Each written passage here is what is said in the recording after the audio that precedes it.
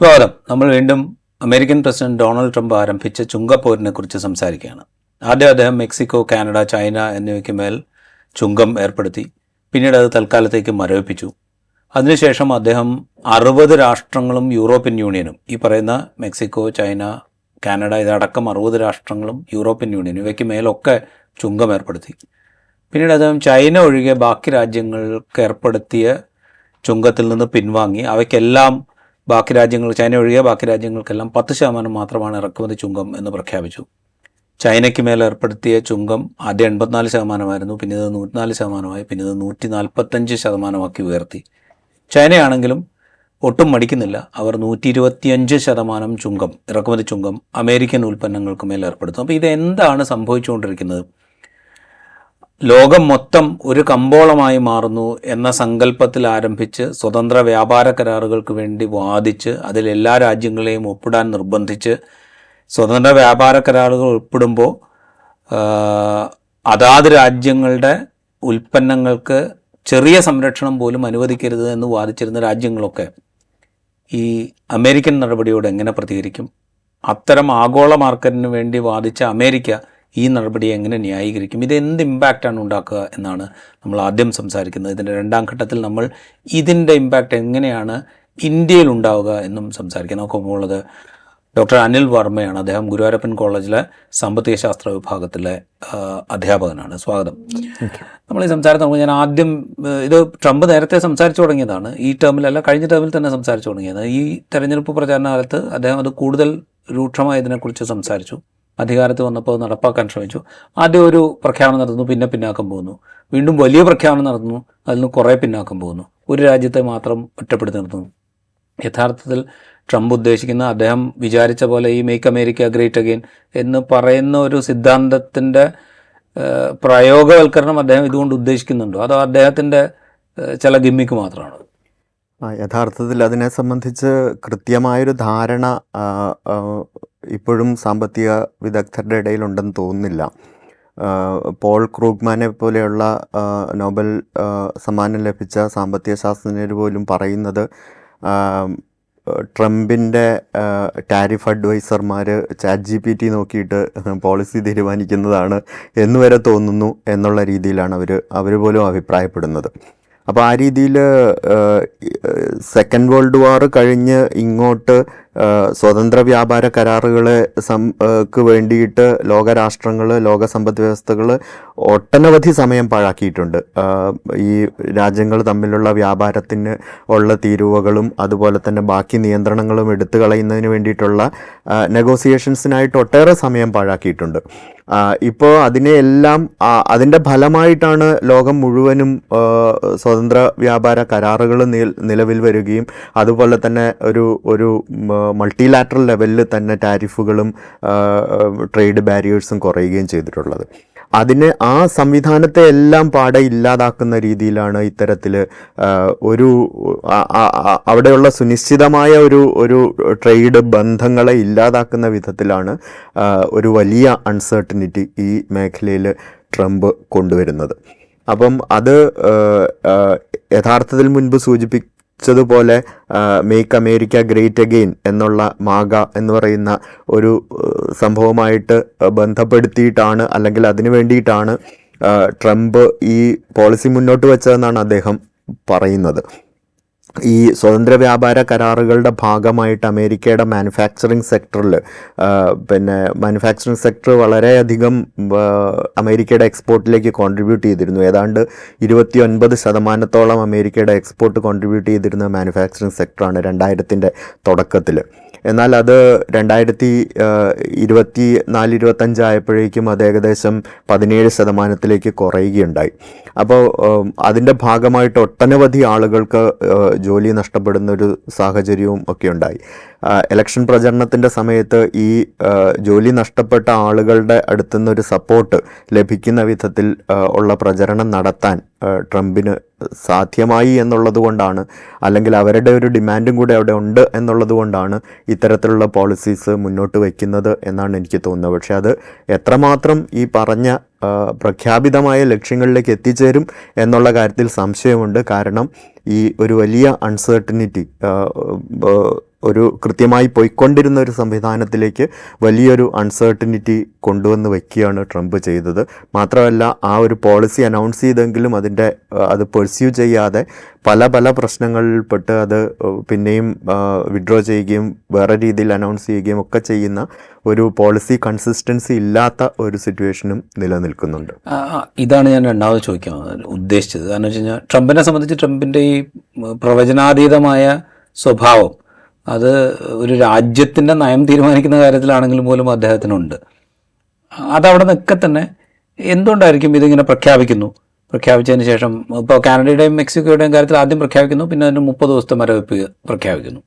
ഇതിപ്പോൾ എല്ലാ രാജ്യങ്ങൾക്കും മേൽ ലിസ്റ്റ് എഴുതി ഇങ്ങനെ വായിച്ചു തീർക്കുന്നു, എന്നിട്ട് അതിന് 90 ദിവസത്തേക്ക് മരവിപ്പിക്കുകയാണെന്ന് പറയുന്നു. പക്ഷേ ബേസിക്കായിട്ട് എല്ലാ രാജ്യങ്ങളുടെയും കാര്യത്തിൽ 10% ഇറക്കുമതി ചുങ്കമുണ്ട് എന്ന് പറയുന്നു. ഞാൻ ചൈനയുടെ കാര്യം അവിടെ നിൽക്കുകയാണ്, അത് നമുക്ക് അടുത്ത ഘട്ടത്തിൽ സംസാരിക്കും. എന്തുകൊണ്ടായിരിക്കും ഇതിങ്ങനെ? ഇപ്പോൾ ഇത് പ്രഖ്യാപിച്ച ഘട്ടത്തിൽ വലിയ തകർച്ച ഓഹരി വിപണികളിലുണ്ടാവുന്നു. ഡോ ജോൺസ് ഇടിയുന്നു, ഏഷ്യൻ ഓഹരി വിപണികൾ ഇടിയുന്നു, മറ്റ് ഓഹരി വിപണികളൊക്കെ ഇടിയുന്നു, ഇന്ത്യയിലും ഇടിയുന്നു. ഇത് വലിയ തകർച്ചയ്ക്ക് ഓഹരി വിപണിയിൽ കാരണമാകുന്നു. അതിൻ്റെ ബാക്കിയായിട്ടാണോ ഈ 90 ദിവസത്തേക്ക് മരവിപ്പിക്കുന്നു എന്നുള്ള പ്രഖ്യാപനം? ഇത് മാത്രം മുന്നിൽ നിർത്തിയിട്ടാണ്? അങ്ങനെയാണ് നമ്മൾക്ക് അനുമാനിക്കാൻ പറ്റുന്നത്. അതായത് ഓഹരി വിപണിയിൽ വലിയ ഇടിവുണ്ടാകുന്നതിന് കാരണം ഈ ഒരു വ്യാപാര യുദ്ധം ആരംഭിച്ചാൽ, പ്രധാനമായിട്ടും ഇദ്ദേഹം പ്രഖ്യാപിച്ചു കഴിഞ്ഞ ഉടനെ തന്നെ യൂറോപ്യൻ യൂണിയൻ റിട്ടാലിയേറ്റ് ചെയ്യുന്നു പറയുന്നു, ചൈന റിട്ടാലിയേറ്റ് ചെയ്തു. അപ്പം അതൊരു വ്യാപാര യുദ്ധത്തിലേക്ക് നയിക്കും എന്നുള്ളതിനെ സംബന്ധിച്ച് ഏകദേശം ധാരണയായിട്ടുണ്ട്. ഈ വ്യാപാര യുദ്ധം പ്രധാനമായിട്ടും കയറ്റുമതിയെ, ലോകത്തെ ബാക്കി പല രാജ്യങ്ങളുടെയും കയറ്റുമതിയെ ബാധിക്കും. അപ്പം അങ്ങനെ കയറ്റുമതിയെ ബാധിക്കുന്ന സമയത്ത് അത് ഉൽപ്പാദനത്തിലേക്ക് ഇതിൻ്റെ ട്രാൻസ്മിഷൻ ഇഫക്റ്റ് ഉണ്ടാകും. അപ്പോൾ ഉൽപ്പാദനം ബാധിക്കപ്പെടുന്ന അവസരത്തിൽ ഇൻവെസ്റ്റ്മെന്റ് കുറഞ്ഞു കഴിഞ്ഞാൽ ഉൽപാദനം കുറയ്ക്കേണ്ടി വരും. ഉൽപാദനം കുറച്ചു കഴിഞ്ഞാൽ അത് തൊഴിലിനെ ബാധിക്കും. അതെ. തൊഴിലിനെ ബാധിച്ചു കഴിഞ്ഞാൽ അത് സാമ്പത്തിക പ്രതിസന്ധി ഉണ്ടാവും. അപ്പം കയറ്റുമതി കുറയ്ക്കാൻ കാരണമാകുന്നത് ഉയർന്ന ചുങ്കം വന്നിട്ട് കോസ്റ്റ് കൂടുന്നത് കൊണ്ടാണ്. അപ്പം അതുകൊണ്ട് തന്നെ ഉൽപാദനത്തെ, റിയൽ ഇക്കോണമി എന്ന് പറയുന്ന റിയൽ പ്രൊഡക്ഷനെ അത് ബാധിക്കുമെന്നുള്ളത് കൊണ്ട് തന്നെ ആ രംഗത്തേക്കുള്ള ഇൻവെസ്റ്റ്മെൻറ്റ് സ്റ്റോക്ക് മാർക്കറ്റിൽ കുറയുകയാണ് ചെയ്യുന്നത്. അപ്പോൾ അതിൻ്റെ ഫലമായിട്ട് സ്റ്റോക്ക് മാർക്കറ്റിൽ ഏകദേശം 10 ലക്ഷം കോടി ഡോളറിൻ്റെ ഒരു നഷ്ടമാണ് 2 ദിവസം കൊണ്ട് ഉണ്ടായത്.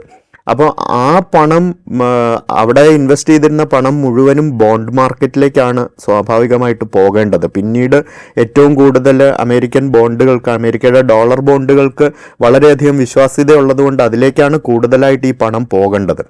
പക്ഷേ അങ്ങനെ പോയി കഴിഞ്ഞ സമയത്ത് അമേരിക്കൻ ബോണ്ട് മാർക്കറ്റിലേക്ക് ഈ പണം കൂടുതലായിട്ട് വരുമ്പോൾ പലിശ നിരക്ക് അവിടെ കുറയുകയും അവിടുത്തെ ബോണ്ട് കൂപ്പൺ റേറ്റ് എന്ന് പറയുന്നത് കുറയുകയാണ് ചെയ്യേണ്ടത്.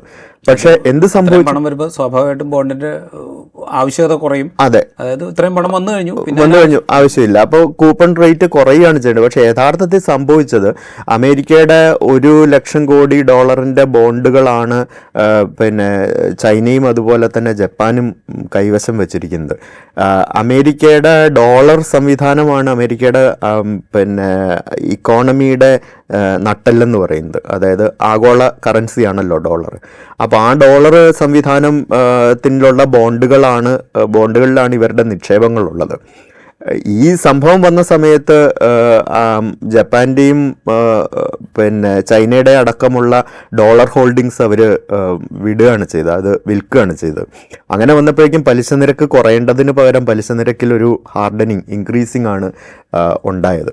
അപ്പോൾ അത് യഥാർത്ഥത്തിൽ ഡോളറിനെ ബാധിക്കും എന്നുള്ള ഒരു ഭയം ട്രംപിനുണ്ടായിരിക്കാം, അല്ലെങ്കിൽ അമേരിക്കയുടെ പോളിസി മേക്കേഴ്സിനുണ്ടായിരിക്കാം എന്നുള്ളതാണ് ഇതുമായിട്ട് ബന്ധപ്പെട്ടിട്ടുള്ള സാമ്പത്തിക വിദഗ്ധർ ചൂണ്ടിക്കാണിക്കുന്ന ഒരു ഘടകം.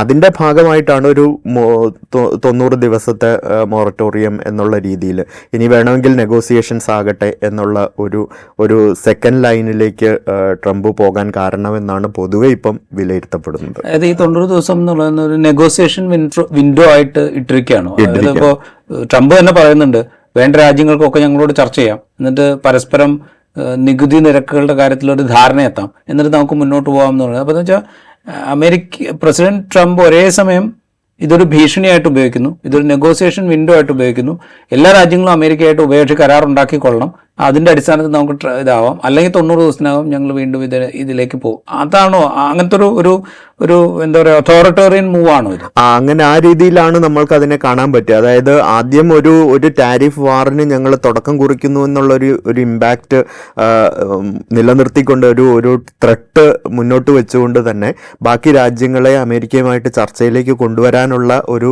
സാഹചര്യമായിട്ട്, യഥാർത്ഥത്തിൽ ഇതല്ലാതെ സ്വതന്ത്ര വ്യാപാര കരാറുകൾ ഇനീഷ്യേറ്റ് ചെയ്യാമായിരുന്നു. ഈ ടാരിഫ് വാർ ഇനീഷ്യേറ്റ് ചെയ്യാതെ പിന്നെ ഇത്രയും അൺസർട്ടനിറ്റി ആഗോള തലത്തിലെ വ്യാപാരത്തിൽ കൊണ്ടുവരാതെ തന്നെ സ്വതന്ത്ര വ്യാപാര കരാറുകൾ പല രാജ്യങ്ങളുമായിട്ടും പ്രധാനപ്പെട്ട ട്രേഡ് പാർട്ട്നേഴ്സുമായിട്ട് US ഇനീഷ്യേറ്റ് ചെയ്യാമായിരുന്നു.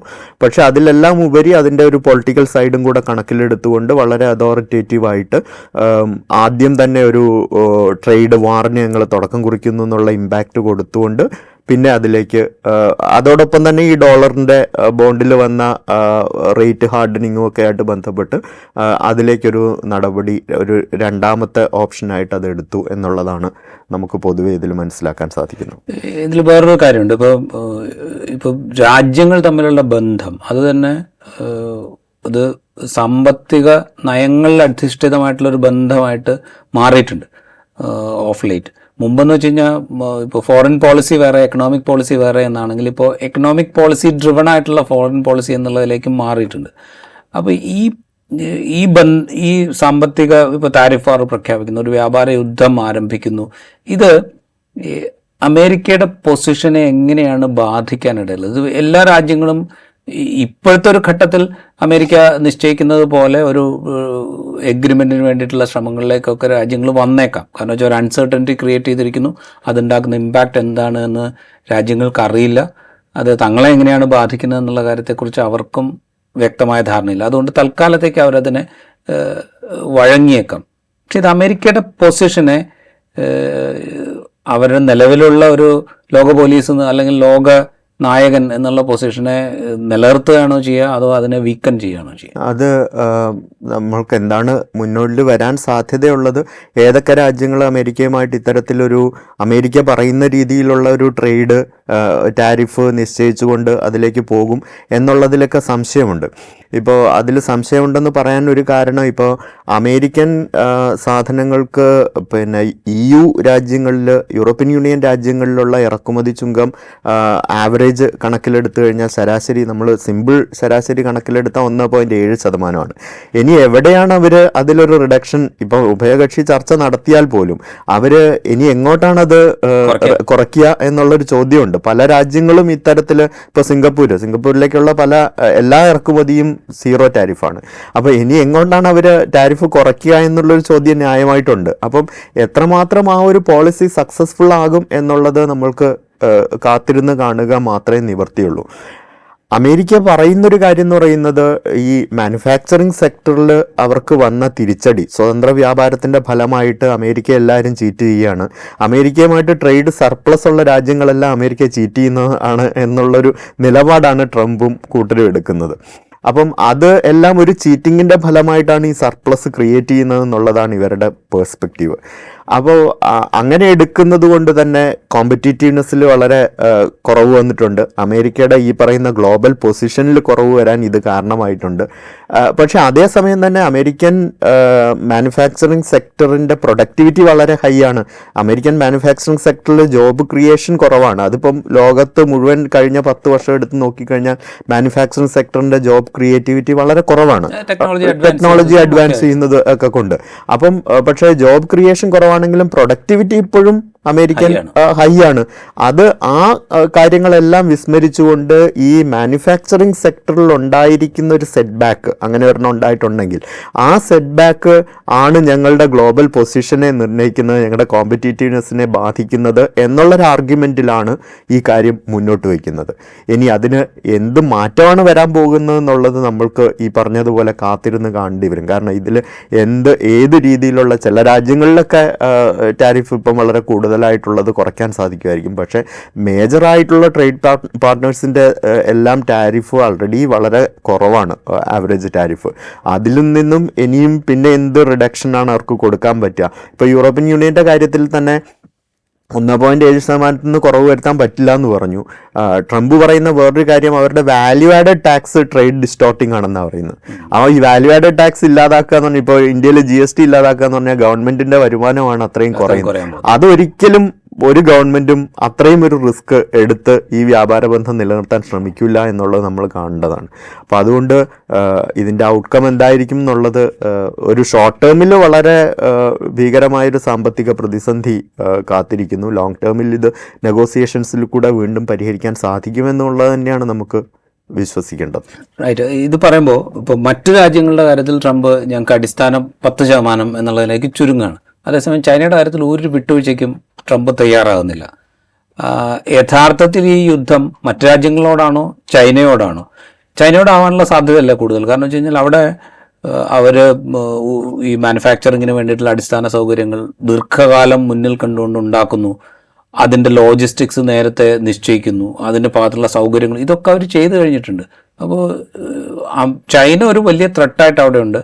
അവരെ മെരുക്കണമെങ്കിൽ അല്ലെങ്കിൽ അവരെ നേരിടണമെങ്കിൽ എല്ലാവരോടും യുദ്ധം പ്രഖ്യാപിക്കണം.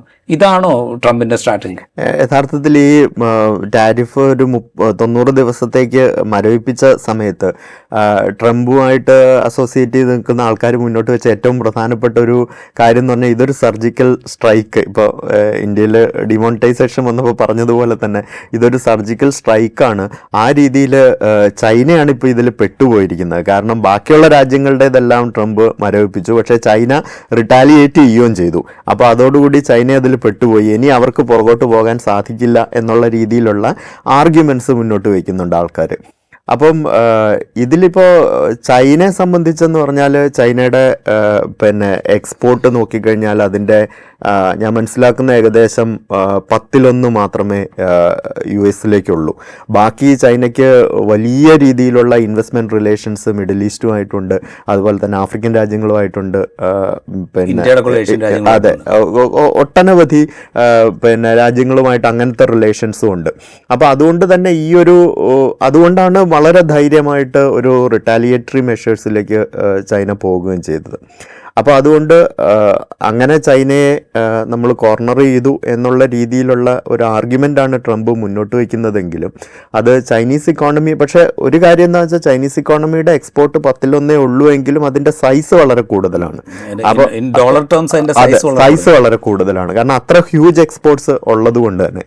അപ്പം ആ രീതിയിൽ എന്തെങ്കിലും ഒരു ഇമ്പാക്റ്റ് ചൈനയ്ക്ക് മാത്രമല്ല, ചൈനയുടെ ഇന്റേണൽ മാനുഫാക്ചറിങ് സെക്ടറും എല്ലാം വളരെ സ്ട്രോങ് ആയിട്ട്, പ്രത്യേകിച്ച് 2020 ശേഷം വളരെ സ്ട്രോങ് ആയിട്ടുള്ള ഗ്രോത്ത് ആണ്. ഇപ്പോൾ കഴിഞ്ഞ ദിവസം ഒരു കാർ എക്സ്പോർട്സിൻ്റെ കാറ് മാനുഫാക്ചറിങ്ങിൻ്റെ ഒരു ഗ്രാഫ് കാണുകയുണ്ടായത് 20 ശേഷം വളരെ സ്റ്റീപ്പായിട്ട് റൈസ് ചെയ്യുകയാണ് ചെയ്യുന്നത്. അത് US ഇക്കോണമിയെ പോലും കണക്കിലെടുക്കാതെ പോലും ആ റൈസ് വളരെ സ്റ്റീപ്പായിട്ടുള്ള റൈസാണ്. അപ്പം അതുകൊണ്ട് അത് ചൈനയ്ക്കെതിരായിട്ടുള്ളൊരു മൂവാണ്. പക്ഷേ അത് എത്രമാത്രം ചൈനയെ ബാധിക്കുമെന്നുള്ളത് നമ്മൾ കണ്ടറിയേണ്ടിയിരിക്കുന്നു. അല്ല, ഇത് ചൈനയ്ക്കെതിരായിട്ടുള്ളൊരു മൂവാണ്.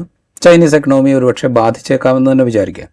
അങ്ങനെയാണെങ്കിൽ പോലും ഇത് അമേരിക്കയുടെ ആഭ്യന്തര എക്കണോമി എങ്ങനെ ബാധിക്കും എന്നുള്ളൊരു ക്വസ്റ്റ്യൻ ഇല്ലേ? കാരണം ഇതിൻ്റെ ഇപ്പോൾ മാനുഫാക്ചറിങ് സെക്ടർ അവിടെ തന്നെ വേണം എന്ന് ട്രംപ് നിഷ്കർഷിക്കുന്ന പോലെ മാനുഫാക്ചറിങ് സെക്ടറിൽ നിക്ഷേപിക്കാൻ ആളുകൾ നിശ്ചയിച്ചാൽ പോലും ഇതിൻ്റെ കോമ്പണൻസ് പലതും പുറമേ നിന്ന് വരണം. അതിൽ തന്നെ ഭൂരിഭാഗവും വരേണ്ടത് ചൈനയിൽ നിന്നാണ്. അപ്പോൾ ഇതൊരു വലിയ കോംപ്ലിക്കേറ്റഡ് ആയിട്ടുള്ള ഇഷ്യൂ അല്ല അമേരിക്കൻ എക്കണോമിയെ സംബന്ധിച്ച്? തീർച്ചയായിട്ടും. കാരണം ഈ നിക്ഷേപങ്ങൾ കൂടുതൽ വരാതെ മാനുഫാക്ചറിങ് സെക്ടറിനെ അപ്ഗ്രേഡ് ചെയ്യാൻ സാധിക്കില്ല എന്നുള്ളത് ഉറപ്പാണല്ലോ. അപ്പോൾ അതുകൊണ്ട് തന്നെ ഈ പ്രൈവറ്റ് ഇൻവെസ്റ്റ്മെൻറ്റ് ഇത്രയും വൊളാറ്റൈലായിട്ടുള്ളൊരു സമ്പദ് വ്യവസ്ഥയിൽ എങ്ങനെ പ്രൈവറ്റ് ഇൻവെസ്റ്റ്മെൻറ്റ് വരും എന്നുള്ളത് നമ്മൾ ആലോചിക്കേണ്ട കാര്യമാണ്. ഇപ്പോൾ തകർന്നു വീണുകൊണ്ടിരിക്കുന്ന ഒരു കെട്ടിടത്തിൻ്റെ അടിയിൽ കൊണ്ട് ആരും പുതിയ വാഹനം പാർക്ക് ചെയ്യില്ല എന്ന് പറയുന്നത് പോലെ തന്നെ ഈ ക്രൈസിസ് ഫേസ് ചെയ്തുകൊണ്ടിരിക്കുന്ന ഒരു സമ്പദ് വ്യവസ്ഥയിലേക്ക് ആരും പ്രൈവറ്റ് ഇൻവെസ്റ്റ്മെൻറ്റുകൾ നടത്താൻ സാധ്യത വളരെ കുറവാണ്. അപ്പോൾ അതുകൊണ്ട് തന്നെ എത്രമാത്രം ഇത് അമേരിക്കൻ സമ്പദ് വ്യവസ്ഥയിൽ പുതിയ നിക്ഷേപങ്ങൾ കൊണ്ടുവരും എന്നുള്ളത് നമ്മൾ നോക്കിയിരുന്ന് കാണേണ്ടി വരും. മറ്റൊന്ന് ഇവർ പറയുന്നത് ഈ കുറഞ്ഞ കാലയളവിൽ എന്ന് പറഞ്ഞാൽ 2 വർഷത്തിന് ഉള്ളിൽ ഒരു 0.6% റിഡക്ഷനെ GDP-യിൽ ഉണ്ടാവുള്ളൂ എന്നുള്ളതാണ്. പക്ഷേ ലോകം മുഴുവനുള്ള ഇപ്പോൾ ഇന്ത്യയിൽ പോലും SBIയുടെ ഒക്കെ ഇക്കണോമിക് അഡ്വൈസേഴ്സ് പറയുന്നത് 2.5% റിഡക്ഷൻ അമേരിക്കയുടെ GDP-യിൽ ഉണ്ടാകാൻ സാധ്യതയുണ്ടെന്നുള്ളതാണ്. മറ്റൊന്ന് വിലക്കയറ്റമാണ്. ടാരിഫ് വരുന്നതോടുകൂടി വിലക്കയറ്റം, പ്രത്യേകിച്ച് ഈ റോ മെറ്റീരിയൽസ് കൂടുതലായിട്ട് ഇമ്പോർട്ട് ചെയ്യുന്ന ഒരു രാജ്യമെന്ന നിലയിൽ ഈ ഇറക്കുമതി ചെയ്യുന്ന റോ മെറ്റീരിയൽസിൻ്റെ പുറത്ത് ഉണ്ടാക്കുന്ന ടാരിഫ്, ഹയർ ടാരിഫ്, അത് കോസ്റ്റ് ഓഫ് പ്രൊഡക്ഷനെ ബാധിക്കും. അതുപോലെ തന്നെ രാജ്യത്ത് വിലക്കയറ്റം ഉണ്ടാക്കാനും സാധിക്കും. ഏതാണ്ട് 2.9% വിലക്കയറ്റം രാജ്യത്തുണ്ടാകും എന്നുള്ള രീതിയിലാണ് എയിൽ ബഡ്ജറ്റ് ലാബ് ഒക്കെ പറയുന്ന കണക്കുകൾ. അത്രയും ഹൈ ഇൻഫ്ലേഷൻ ഉണ്ടാകും എന്നുള്ളതാണ്. അതായത് അമേരിക്കൻ കൺസ്യൂമേഴ്സ് കൂടുതൽ പൈസ സ്പെൻഡ് ചെയ്യേണ്ടി വരും എന്നുള്ളത് വളരെ ഡെഫിനറ്റ് ആണ്. അതെ അതെ, അത് ഏതെങ്കിലും ഒരു ഏരിയ ഓഫ് പ്രൊഡക്ഷനിലല്ല, ഏതാണ്ട് എല്ലാ പ്രൊഡക്ട്സിന്റെ കാര്യത്തിലും അതായത് ബേസിക് ആയിട്ടുള്ള റോ മെറ്റീരിയൽസിന്റെ കോസ്റ്റ് കൂടുന്നതുകൊണ്ട് കോസ്റ്റ് ഓഫ് പ്രൊഡക്ഷൻ കൂടുകയും അതുകൊണ്ട് തന്നെ ചെലവ് കൂടുകയും പ്രൈസ് കൂടുകയും ചെലവ് കൂടുകയും ചെയ്യുന്നുള്ളതാണ്. അപ്പോൾ ഒരു അക്രോസ് ദി എല്ലാ ബോട്ടുകളും വെള്ളം ഉയരുമ്പോൾ ഉയരും എന്ന് പറഞ്ഞതുപോലെ എല്ലാ വിലകളും ഉയരാനുള്ളൊരു സാധ്യത വളരെ കൂടുതലാണ്. അവിടെയാണ് എൻ്റെ ഒരു പ്രധാനപ്പെട്ട, ഇങ്ങനൊരു യുദ്ധം പ്രഖ്യാപിക്കുമ്പോൾ സ്വാഭാവികമായിട്ടും ഇത് അമേരിക്കൻ സമ്പദ് വ്യവസ്ഥയെ ബാധിക്കും, അവിടുത്തെ ഉൽപ്പന്നങ്ങളെ ബാധിക്കും, വിലക്കയറ്റം ഉണ്ടാവും, വിലക്കയറ്റം ഉണ്ടായ ആളുകൾ അതൃപ്തരാവും. ബേസിക്കലി ഇതൊരു സ്വന്തം പൊളിറ്റിക്കൽ ബാക്കപ്പിനെ കൂടെ ബാധിക്കാൻ ഇടയുള്ള ഒരു തീരുമാനമാണ് ട്രംപ് എടുക്കുന്നത്. ഒരു ഇലക്ട്രൽ പൊളിറ്റിക്സിനെ കൂടെ ബാധിക്കാൻ ഇടയുള്ളൊരു തീരുമാനം, ഹൈ സ്റ്റേക്ക് ഉള്ളൊരു തീരുമാനമാണ്. അപ്പോൾ അങ്ങനെ ഒരു തീരുമാനം എടുക്കുമ്പോൾ കുറച്ച് കാലം കഴിഞ്ഞു കഴിഞ്ഞാൽ ഈ സിനാരിയോ മൊത്തം മാറും, നമ്മൾ ഉദ്ദേശിക്കുന്ന വിധത്തിൽ ഇത് ഇംപ്ലിമെൻ്റ് ചെയ്യപ്പെടും എന്നൊക്കെയുള്ളൊരു ധാരണയുണ്ടോ? ഞാൻ ചോദിക്കുന്നത്, ഇതൊരു ഹൈലി ഗ്ലോബലൈസ്ഡ് ആയിട്ടുള്ള ഒരു ലോകത്തിരുന്നുകൊണ്ട് നമ്മളിങ്ങനൊരു തീരുമാനം എടുത്തു കഴിഞ്ഞാൽ അത് വൈകാതെ ബാക്ക് ഫയർ ചെയ്യും എന്നുള്ളൊരു തോന്നലുണ്ടാവില്ല? അങ്ങനെ ഒരു തോന്നൽ ഇപ്പോഴുണ്ടെന്ന് തോന്നുന്നില്ല. കാരണം ഈ പറഞ്ഞതുപോലെ 6% GDP-യുടെ 0.6% ഡിക്രീസ് ഉണ്ടാവുകയുള്ളൂ. എല്ലാ ഇൻഡിക്കേറ്റേഴ്സും വിലക്കയറ്റം വളരെ ചെറിയ 1% വിലക്കയറ്റം വരും. അപ്പോൾ ആ രീതിയിലുള്ള വളരെ മോഡറേറ്റ് ആയിട്ടുള്ള ഇമ്പാക്റ്റ് ഇതിനുണ്ടാകുള്ളൂ എന്നുള്ള രീതിയിൽ ആണ് പൊതുവെ ട്രംപിൻ്റെ അനുയായികളും ഇതുമായിട്ട് ബന്ധപ്പെട്ട് പറഞ്ഞുകൊണ്ടിരിക്കുന്നത്.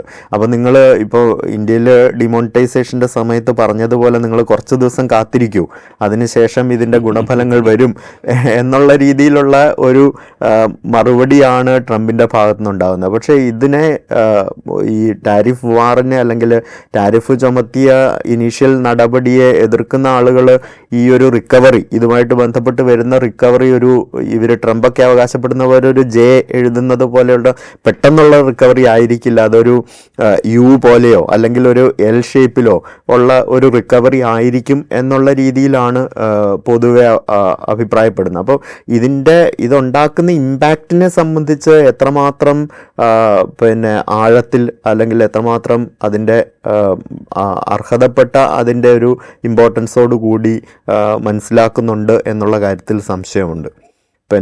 ഒരു പൊളിറ്റിക്കൽ ഗെയിനിന് വേണ്ടിയിട്ട് ഒരു പെട്ടെന്നുള്ള ഒരു ഇക്കണോമിക് പോളിസി ഇംപ്ലിമെൻ്റ് ചെയ്തതായിട്ടാണ് നമ്മൾക്ക് ഇതിൻ്റെ പോളിസിയിലൂടെ കടന്നു പോകുമ്പോഴും അതിനെ എതിർത്ത് ഉള്ള ആർഗ്യുമെൻറ്റ്സ് കാണുമ്പോഴും തോന്നുന്നത്. റൈറ്റ്. ഞാനിപ്പോൾ ഈ ഡിമോണിറ്റൈസേഷൻ്റെ കാര്യം പറഞ്ഞു പറഞ്ഞത്, ഇതിപ്പോൾ തൽക്കാലത്തേക്കുള്ള ഒരു പ്രശ്നമുള്ളൂ. ഇമ്മീഡിയറ്റ് ആയിട്ട് അത് കഴിഞ്ഞാൽ പിന്നെ മൊത്തം വലിയ സംഗതികളാണ് വരാൻ പോകുന്നത് എന്നുള്ളൊരു പ്രതീതി ഇവിടെ ജനിപ്പിച്ചിരുന്നു. യഥാർത്ഥത്തിൽ സംഭവിച്ചത് വേറൊരു കാര്യമാണ്. അത് ഹാർഡ് ഹിറ്റിംഗ് ആയിരുന്നു. അതിൻ്റെ എഫക്റ്റ് നാട്ടുകാരിലെ ജനങ്ങൾ മുഴുവൻ ഏൽക്കേണ്ടി വന്നു. സ്മോൾ ആൻഡ് മൈക്രോ എൻ്റർപ്രൈസസ് മുഴുവൻ അത് ഏൽക്കേണ്ടി വന്നു. എന്നിട്ട് പോലും പക്ഷെ ഒരു പൊളിറ്റിക്കൽ രാഷ്ട്രീയമായ തിരിച്ചടി അതിനുണ്ടായില്ല. ഏതാണ്ട് അത് തന്നെ അവിടെ ഉണ്ടാകും എന്ന് ഒരു ഫാർ റൈറ്റ് ആയിരിക്കുന്ന ട്രംപും ചിന്തിക്കുന്നുണ്ടാവും. അതുണ്ടാകുമെന്ന് ചിന്തിക്കുന്നുണ്ട്. പക്ഷേ ഡിമോണിറ്റൈസേഷൻ ഇന്ത്യയിൽ നടപ്പിലാക്കിയതും US ഈ ടാരിഫ് വാറുമായിട്ട് നമ്മൾക്ക് അങ്ങനെ കമ്പയർ ചെയ്യാൻ പറ്റില്ല. പക്ഷേ നോക്കൂ, 1400-ലധികം പ്രൊട്ടസ്റ്റുകളാണ് അമേരിക്കയിൽ ഈ കഴിഞ്ഞ ദിവസം ഇതിനെതിരെ ഉയർന്നു വന്നത് എന്നുള്ളത് നമ്മൾ കാണേണ്ടിയിരിക്കുന്നു. അപ്പം അത് മാത്രമല്ല, ഈ മാനുഫാക്ചറിങ് സെക്ടറിൽ അല്ലാതെ ജോലി നഷ്ടപ്പെട്ട, ഓർഗനൈസ് സെക്ടറിൽ, ഗവൺമെൻറ് സെക്ടറിൽ നിന്നുമൊക്കെ ജോലി നഷ്ടപ്പെട്ട ആളുകളെല്ലാം ഈ പ്രൊട്ടസ്റ്റിൻ്റെ കൂടെ കൂടി. ഏതാണ്ട് 150 ഓർഗനൈസേഷൻസ് ഒരുമിച്ച് ചേർന്ന് ആഹ്വാനം ചെയ്ത പ്രൊട്ടസ്റ്റിൽ 1000-ഓളം ആളുകൾ പങ്കെടുക്കുന്ന പറഞ്ഞ സ്ഥലത്തെല്ലാം 10,000-ലോ അതിനധികം ആളുകൾ പങ്കെടുക്കുന്ന രീതിയിലേക്ക് അമേരിക്കയിലെ എല്ലാ സ്റ്റേറ്റുകളിലും ഇത്തരത്തിൽ പ്രൊട്ടസ്റ്റുകൾ ഉയർന്നു വന്നു എന്നുള്ളത് നമ്മൾ കാണേണ്ടിയിരിക്കുന്നു. അപ്പോൾ ഇതിനൊരു പൊളിറ്റിക്കൽ തിരിച്ചടി ഉണ്ടാവില്ല എന്ന് നമുക്ക് പറയാൻ സാധിക്കില്ല. കാരണം ആളുകൾ അതിൻ്റെ വിലക്കയറ്റം വരാൻ പോകുന്നു. ഇപ്പോൾ അമേരിക്കൻ ഇക്കോണമിയിൽ ആളുകൾ കൂടുതൽ അവർ അവെയറാണ് ഇക്കണോമിക് ഡെവലപ്മെൻറ്റിനെ കുറിച്ചും. അവർ കൂടുതൽ നന്നായിട്ട് ഫോർകാസ്റ്റ് ചെയ്യുന്ന ആൾക്കാരാണ്. അപ്പം വരാൻ പോകുന്ന ഡെവലപ്മെൻറ്റുകളെക്കുറിച്ച് അവർ നല്ല ബോധവാന്മാരായതുകൊണ്ട് തന്നെ പിന്നെ വലിയ രീതിയിലുള്ള പ്രതിഷേധങ്ങൾ ഭാവിയിലും ഇതുമായിട്ട് ബന്ധപ്പെട്ട് ഉയർന്നു വന്നുകൂടായികയില്ല. അത്തരത്തിലൊരു ചേഞ്ച് അതിൽ ഉണ്ടായിക്കൂടാ എന്ന് നമുക്ക് പറയാൻ പറ്റില്ല.